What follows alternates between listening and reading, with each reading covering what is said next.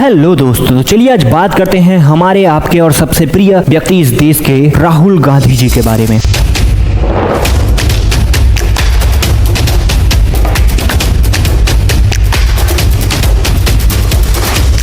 राहुल, जिसको आज लोग पप्पू बोलते हैं, लेकिन हम आज राहुल गांधी को बनाएंगे ओरिजिनल राहुल गांधी, क्योंकि आज देखेंगे कि उनके शुरू से अंत तक की लाइफ क्या थी और क्या वो सच में पप्पू हैं या फिर सच में राहुल गांधी हैं। उनको लोग बना चुके हैं पप्पू के पिता, देश के प्रधानमंत्री। India is an old country but a young nation. Shri Rajiv Gandhi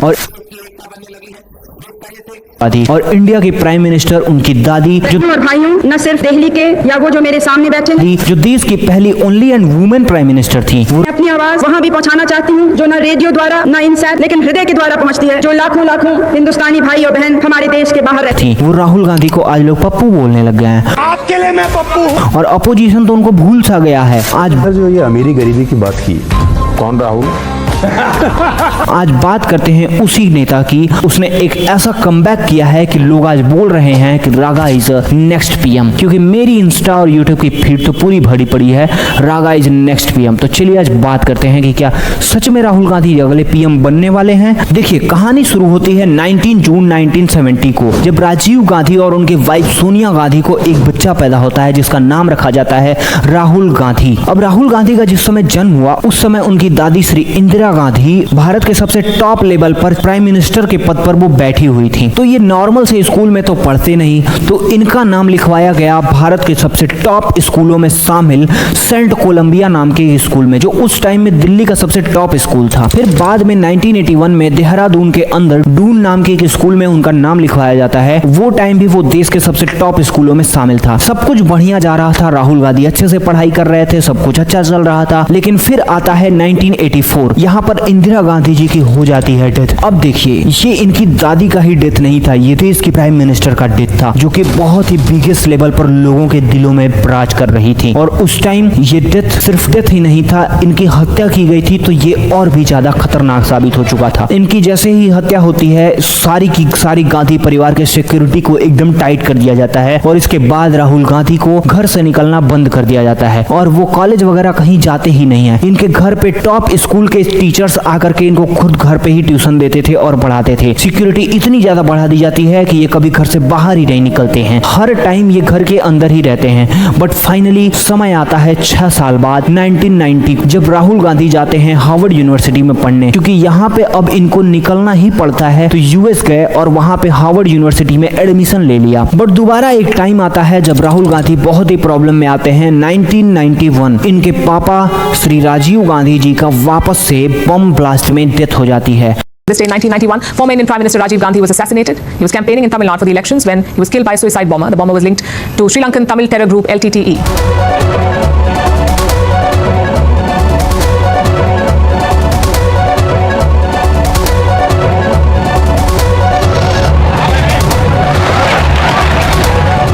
के बाद ये इंडिया में आते हैं। अब इनके परिवार में 2 लोगों की डेथ हो चुकी थी, काफी ज्यादा प्रॉब्लम्स चालू हो गई थी। अब राहुल गांधी बाहर पढ़ने नहीं जा सकते थे और उनकी सिक्योरिटी का बहुत बड़ा इशू था। तो इसलिए राहुल गांधी ने एक नया तरीका अपनाया, उन्होंने अपना नाम ही चेंज कर दिया और राहुल गांधी से हो गए राहुल विंसी। और फिर लोग उन्हें राहुल गांधी नहीं बल्कि राहुल विंसी के नाम से बुलाने लगे। जब राहुल गांधी ने अपनी पहचान छुपाई और लोग उन्हें राहुल गांधी नहीं बल्कि राहुल विंसी बुलाने लगे। ये फ्लोरिडा जाते हैं जहां पे ये रोलिन कॉलेज के अंदर अपना एडमिशन करवाते हैं और यहां पे इंटरनेशनल रिलेशनशिप की पढ़ाई करते हैं। 1995 में ये ट्रिनिटी कॉलेज के अंदर अपनी पढ़ाई पूरी करते हैं और यहां पर इन्होंने एमफिल किया हुआ है और यहां से ही राहुल गांधी की पढ़ाई छूट जाती है। और पूरे इस कहानी को जितना मैंने बताया, इसमें कई सारी कंट्रोवर्सी है। कुछ लोग कहते हैं कि ये स्कूल में एडमिशन लेने के लिए देश के प्रधानमंत्री के बच्चे होने का फायदा उठाए हैं कई बार। को एडमिशन लेने के लिए स्पोर्ट कोटा में स्पेशली इनको डिस्काउंट दिया गया, चूंकि ये कभी स्पोर्ट खेले भी नहीं है। तो कुछ इस तरीके की बातें मार्केट में फैली रहती हैं। हम दोनों बातें बताने का प्रयास करते हैं, तो आप लोग देखिएगा। और फिर इस तरीके से राहुल गांधी अपना एजुकेशन को कंप्लीट कर लेते हैं। राहुल गांधी को शुरू से ही मन नहीं था कि वो राजनीति में आए, क्योंकि उनको लगता था कि हम अगर पॉलिटिक्स में आए तो हम काफी ज्यादा फंस जाएंगे। उन्होंने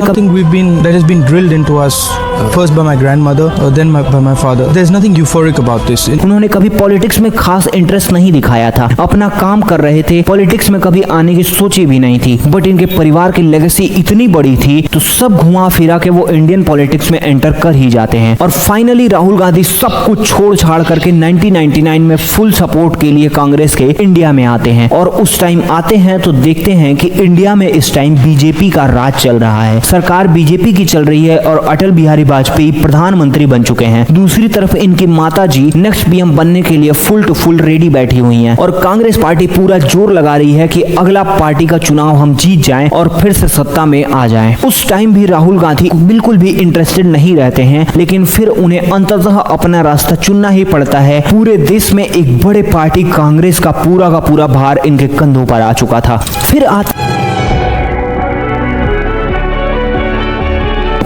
फिर आता है समय 2004 का, जब एक बार राहुल गांधी जी को चुनाव लड़वाया जाता है।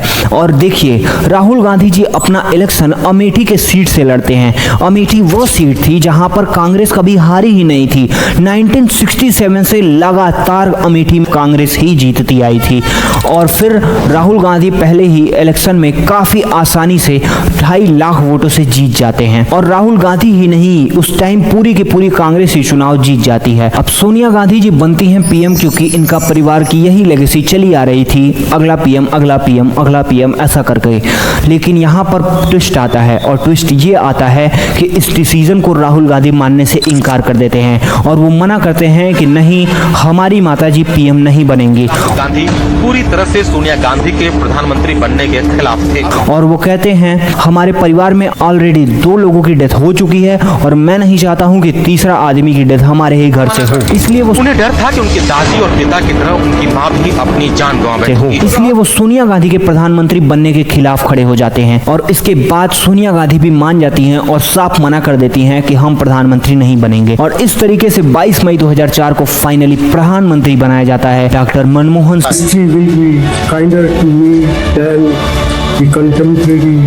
सिंह को, जिनका वीडियोस और फोटोज तो आपने देखा ही होगा कि पीएम का फेस जो होते हैं वो प्रधानमंत्री मनमोहन सिंह होते हैं, पर पूरी की पूरी सत्ता को चला जो रहे होते हैं वो होती हैं सोनिया गांधी जी। देखिए अभी तक तो राहुल गांधी का न तो डाउनफॉल हुआ था और न ही राइज अप हुआ था। वो आए थे और अपनी लेगेसी को पूरी अच्छे तरीके से कैरी कर रहे थे। लेकिन राहुल गांधी उस चुनाव को जीतने के बाद शांत नहीं बैठते हैं। वो यूपी जाते हैं और वहाँ पे कई सारी रैलियां करते हैं। वहाँ पे देखते हैं कि क्या चल रहा है। इवन फार्मर्स, दलित, छोटी कास्ट, बड़ी कास्ट सबको बराबर तरीके से ले आते हैं और हमेशा यही कहते हैं कि कांग्रेस कभी भी 2 लोगों को डिवाइड नहीं करती है और वो हमेशा हर छोटे कास्ट के लोगों के बारे में बात करते हैं। Believe that what is going on in India today, the division of India along caste lines, along religious lines is absolutely wrong. और इनका सभी को लेकर के चलने वाली जो बात होती है ये मीडिया में बहुत ही फेमस होती है और लोग इन्हें दिल से पसंद करने लगते हैं। और उस टाइम की राहुल गांधी को हर कोई किसी स्टाइल आइकन से कम नहीं आता, लेकिन राहुल गांधी का स्टाइल है कि रोज एक नया लुक दिखाता है, बदल जाता है इनका स्टाइल। कभी हल्की दाढ़ी तो कभी क्लीन शेव, कभी कुर्ता पजामा तो कभी टी-शर्ट जीन्स। तारीफ कर उस time Rahul Gandhi interviews English में देते थे और देश के लोगों को ये बड़ा ही पसंद आता था। लड़कियां उस पर लग चुकी, लेकिन लोगों की दिलचस्पी इसमें है कि 40 छू चुके इस कमारे के सर पर सेहरा था कि राहुल गांधी बहुत ही पढ़े लिखे पर्सनालिटी, बहुत ही बेहतरीन और एक शिक्षित पर्सनालिटी के रूप में उनका फेस बाहर आता है। फिर एक बार 2009 में इलेक्शन होते हैं और राहुल गांधी वापस से 3,91,000 वोटों से जीत जाते हैं, पहले से और भी ज्यादा ग्रैंड। और कांग्रेस भी उस बार 206 सीटों से वापस सत्ता में आ जाती है। इस बार फिर से मनमोहन सिंह को पीएम बनाया जाता है और साथ में राहुल गांधी का भी कमाल देख करके लोग खुश हो गए थे। पिछले बार की बजाय इस बार डबल वोटों से जीत चुके थे और अपनी लेगेसी को बहुत ही बेहतरीन तरीके से कैरी कर रहे थे। और फिर साल आता है 2014 का, जिस दिन से राहुल गांधी का सब कुछ उलट पुलट हो जाता है। 2014 के अंदर आते हैं नरेंद्र दामोदर दास मोदी और ये एक बहुत ही बेहतरीन इमेज के साथ एंटर करते हैं इंडिया में, डेवलपमेंट की बातें करते हैं और पूरे तरीके से इंडिया की राजनीति को ये उलट पलट के रख देते हैं। वो आया तो सबने कहा आने दो, देख लेंगे। इन सब चीजों में कई सारी खास बातें थीं जिसके कारण ये बिल्कुल भी छा जाते हैं और राहुल गांधी का वहां से हल्का हल्का डाउनफॉल शुरू हो जाता है। इसमें बात आती है सबसे पहले कि मोदी जी की टैक्टिस। मोदी की टैक्टिस इस तरीके की थी कि वो हमेशा से अपनी बातों से लोगों का दिल जीत लेते थे। भाइयों बहनों, जो लोग मेरी आलोचना करते थे उनको भी पता नहीं चला कि मोदी एक ऐसा जादूगर है जीत लेते थे और वो अपनी छवि इस तरीके से बनाए कि वो लाइक मिडिल क्लास गरीब फैमिली से आने वाला व्यक्ति प्रधानमंत्री के चेयर पर बैठने जा रहा है। और कि अपने कस्बे के रेलवे प्लेटफॉर्म पर चाय लेकर दौड़ने वाले नन्हे कदमों के पीछे एक दिन सारा हिंदुस्तान दीवानों की तरफ जा रहा है। और उस टाइम वो राहुल गांधी को शहजादा करके संबोधित करते थे। शहजादे, सरकार आपकी है, देश पर हुकूमत आपकी है, आपकी पार्टी की है। तो अब लोगों को फील होने लगा कि अब जो कंपटीशन है वो राहुल गांधी जो कि एक फैमिली पार्टी के द्वारा चले आ रहे हैं और एक गरीब आदमी जो कि देश का प्रधानमंत्री बनना चाहता है, उनके बीच कंपैरिजन हो गया और यहीं से मोदी की इमेज बिल्कुल भी चमक जाती है। और फिर 2014 का चुनाव होता है और इतना उलटफेर होता है कि कांग्रेस सीधा 44 सीटों पर सिमट जाती है और राहुल गांधी अपनी सीट से एक बार फिर से जीत जाते हैं। लेकिन दिक्कत वाली बात यहाँ पे होती है, राहुल गांधी की सबसे पहली इमेज यहाँ खराब की जाती है कि इस बार ये चुनाव मोदी और राहुल गांधी के बीच कर दिया जाता है। क्योंकि राहुल गांधी उस टाइम अपने सीट से चुनाव जीत चुके थे, फिर भी उस टाइम के लोग कहते हैं कि राहुल गांधी हार गए और मोदी जीत गया। इस तरीके से इनके सबसे पहली जो इमेज खराब होती है वो इस गलतफहमी के कारण होती है। हालांकि उस समय का अगर आप इंटरव्यू देखेंगे राहुल गांधी का तो आपको एक बात समझ में आएगा कि वो उस टाइम बहुत ही काइंड और बहुत ही बेहतरीन पर्सनैलिटी के व्यक्ति थे। मैंने कैंपेन में क्लियरली बोला था कि जनता मालिक है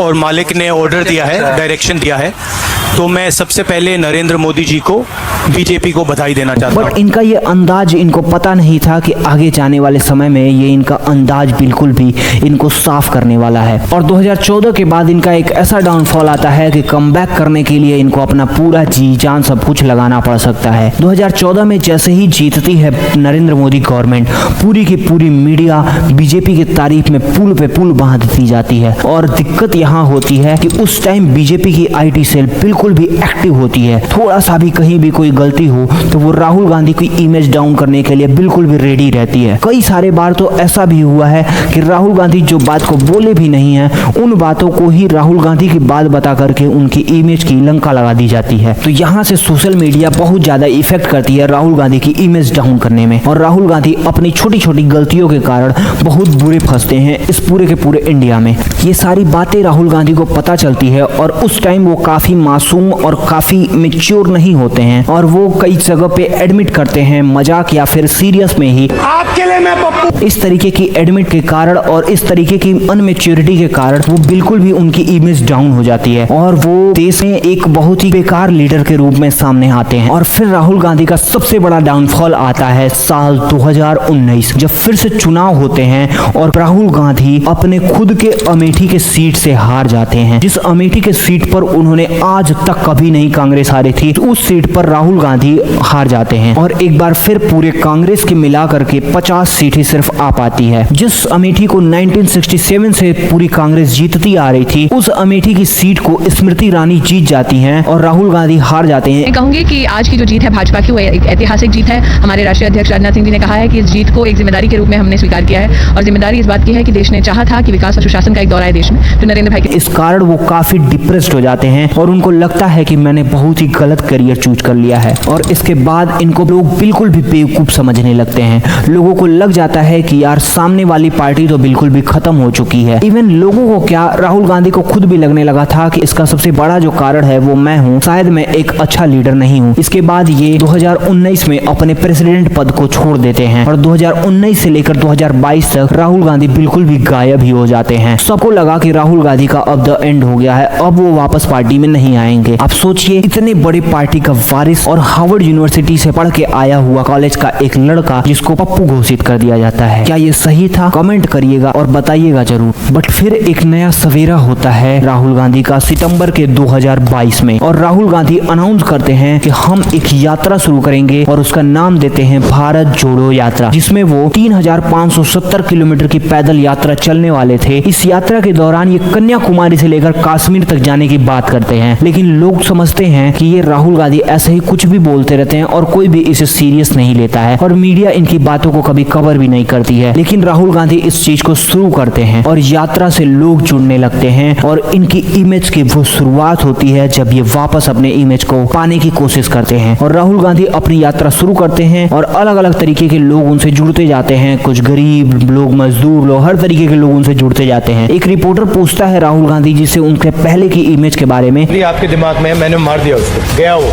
जिस व्यक्ति को आप देख रहे हो वो राहुल गांधी नहीं। अब उसके बाद एक्चुअल में राहुल गांधी की पर्सनालिटी इतनी चेंज हो चुकी थी, लोग विश्वास करने लगे कि अब राहुल गांधी मैच्योर हो गए हैं और कि जितना हारने के बाद, इतने चुनाव हारने के बाद भी वो इंसान चुनाव में रेलेवेंट बना हुआ है। इसके बाद वो राहुल गांधी अब पीएम बनने के योग्य हो चुके हैं। लेकिन फिर एक गलती वापस कर बैठते हैं। वो गलती होती है ईवीएम हैकिंग। ऐसी तो बहुत छोटी छोटी गलतियां ये करते हैं, परंतु ईवीएम हैक ये गलती इतनी बड़ी होती है कि देश में हर एक लोगों को ये समझाने में एक्टिव हो जाते हैं कि ईवीएम हैक हुआ है। हर किसी के दिमाग में ये बैठ जाता है कि ईवीएम हैक हुआ है और फिर ये बात प्रूफ होती है कि ईवीएम हैक हो ही नहीं सकता। और इसके बाद इनको कोर्ट से कई सारे जजेस डांट भी देते हैं और इनकी इमेज अलग तरीके के लोगों के अंदर बनती जाती है। कुछ लोग इनके फुल सपोर्टर बन जाते हैं, कुछ लोग इनको अभी भी उसी लेवल पे समझ रहे होते हैं। फिर ये लेकर के आते हैं अडानी और अंबानी। कुछ केसेस में ये हमेशा कांग्रेस पार्टी के लोग और राहुल गांधी स्वयं भी अडानी और अंबानी पर निकल कसते रहते हैं। ये मोदी के बिल्कुल फुल सपोर्टर हैं। मोदी जो है वो अडानी और अंबानी को पैसे देकर के बड़ा कर रहा है, ये गरीब लोगों के लिए काम नहीं कर रहा है। और फिर 2024 में इलेक्शंस होते हैं जिसमें कांग्रेस पार्टी को 99 सीट मिलती है। इवन सबसे बड़ी बात होती है कि जो बीजेपी 400 पार का नारा लगा रही थी वो सिर्फ 250 पर सिमट जाती है और उसको दूसरों के साथ मिल करके सरकार बनाना पड़ता है। तो यहाँ से ये पता चलता है कि राहुल गांधी की इमेज कुछ तो डेवलप हुई है, पर किस वजह से हुई है ये मैंने रिसर्च में समझ नहीं पाया। शायद बीजेपी के डाउनफॉल के कारण राहुल गांधी की इमेज थोड़ी चमक गई है, बिकॉज राहुल गांधी ने कुछ ऐसा किया ही नहीं। और फिर राहुल गांधी लेके आते हैं वोट चोरी का मुद्दा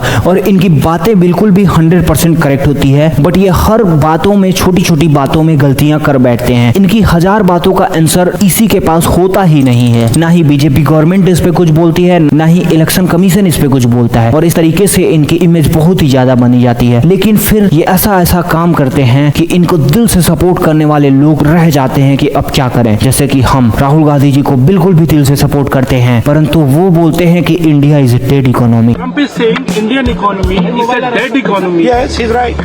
How can the leader of India's opposition sitting in our parliament hate India so much?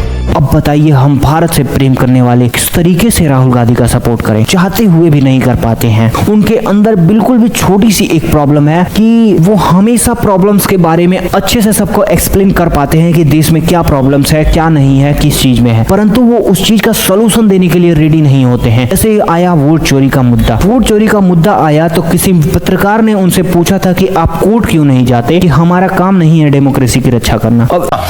आपने कहा सर कि आपके पास पुख्ता सबूत है, ब्लैक एंड व्हाइट सबूत है, तो क्या अगर ईसीआई अभी जवाब नहीं देती है तो कोर्ट का रुख करेंगे, ये ऑप्शन है आपके पास, जाएंगे? देखिए, मैंने कहा कि मेरा काम as opposition leader normal situation में मेरा काम ऑपोजिशन का रोल है, सरकार पे प्रेशर डालने का रोल है। मेरा काम हिंदुस्तान के लोकतंत्र को बचाने का नहीं है। इस तरीके के जो आंसर होते हैं वो लोगों के दिलों में चुभ जाते हैं कि ये देश का एक लीडर होकर के, देश का प्रधानमंत्री के बनने के योग्य होकर के व्यक्ति इस तरीके से कैसे बोल सकता है। ये सारी बातें जो देश के सच्चे नेशनलिस्ट हैं उनको चुभ जाती है और राहुल गांधी यहीं पे मार खा जाते हैं। और अब राहुल गांधी जी की बात जहां आती है, अब सबसे बड़ा जो इलेक्शन होने वाला है बिहार चुनाव। अब बिहार चुनाव में अगर राहुल गांधी जीत जाते हैं तो समझिए कि राहुल गांधी का राइज अब बिल्कुल भी हाइप पे जा रहा है। पर अगर नहीं जीतते हैं तो राहुल गांधी की इमेज इसलिए बूम कर रही है बिकॉज ऑफ बीजेपी अपने कार्यक्रम से बिल्कुल भी हट रही है। बीजेपी जिन चीजों के लिए जानी जाती थी, अपने स्ट्रिक्ट डिसीजन, सही डिसीजन, बट वो अपने रास्ते से हट रही है। वो अब बन रही है सेकंड कांग्रेस, इसलिए राहुल गांधी की इमेज बूम कर रही है। तो देखिए आप लोग, और आप लोग इनके बारे में क्या सोचते हैं, कमेंट जरूर करिएगा कि क्या देश के अगले पीएम राहुल गांधी बन सकते हैं कि नहीं बन सकते हैं, या फिर राहुल गांधी की इमेज इसलिए बूम हो रही है क्योंकि बीजेपी की इमेज बिल्कुल भी डाउन होती जा रही है। तो कमेंट जरूर करिएगा। मिलते हैं नेक्स्ट वीडियो में। अगर प्यारी सी तस्वीर दिख जाए तो अच्छा लगता है। कुछ हिचक के साथ और कुछ शरारत के साथ ऐसी एक लजाती हुई तस्वीर हम आपको दिखा रहे हैं। असम के दौरे पर गए राहुल गांधी को जोरहाट की महिलाओं ने घेर लिया।